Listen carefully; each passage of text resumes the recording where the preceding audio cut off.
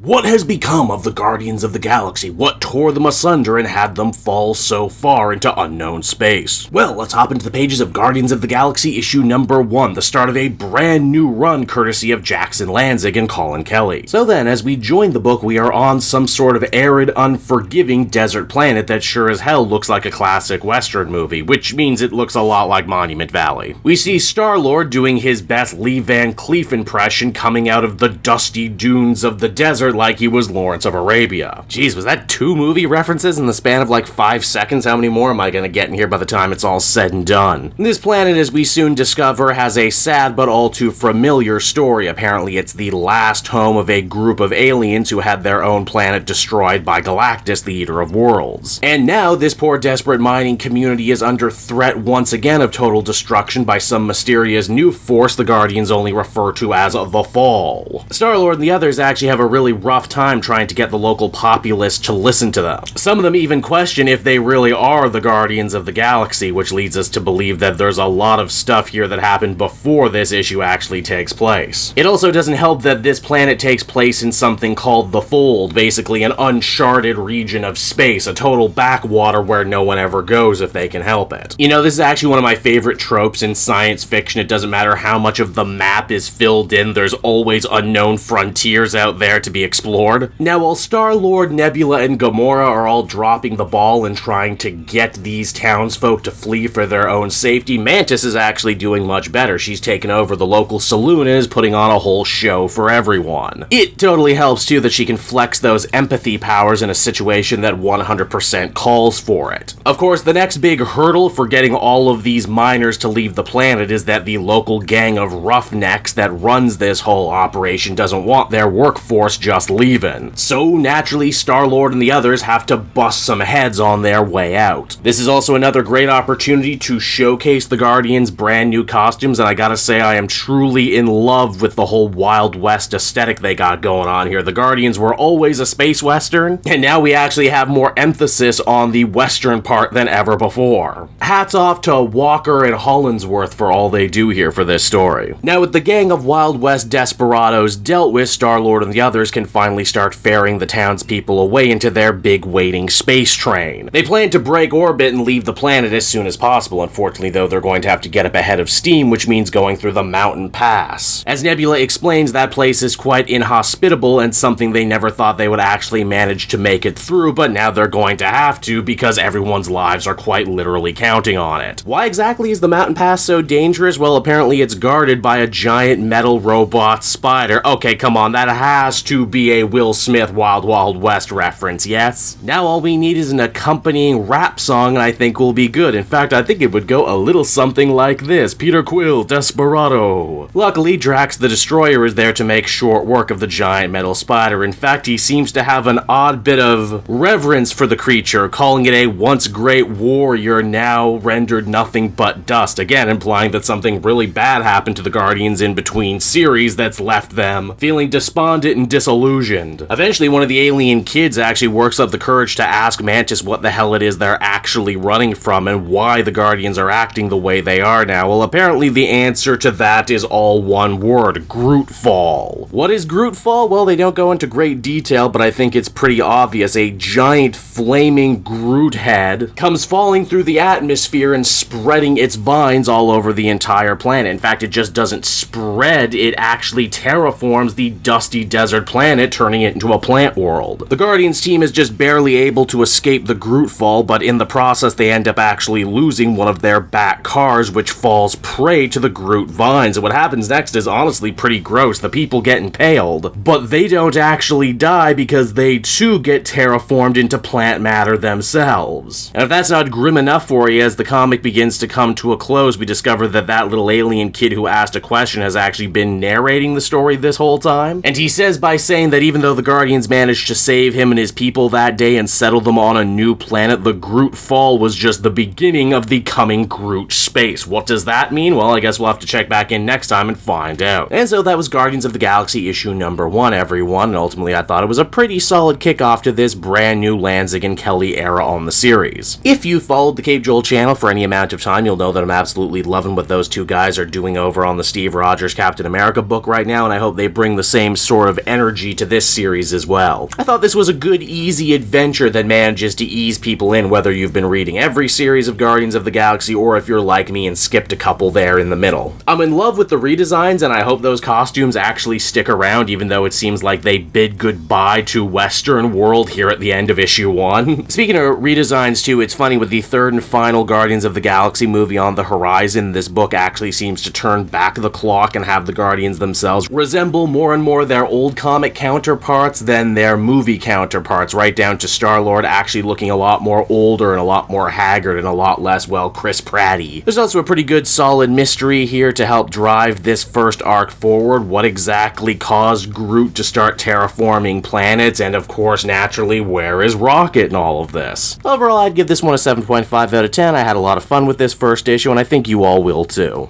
Hey there everyone, it's your old pal Cape Joel again, thanking you so much for watching to the end of the video. I hope you enjoyed it, and if you did, why not check out my Amazon link down in the description. Yes, that's right, the Cape Joel channel officially has its own Amazon storefront now. You can pick up a comic or anything else for that matter, and if you did, you'd really be helping me in the channel. So with that out of the way everyone, I will see you again next time. Bye-bye.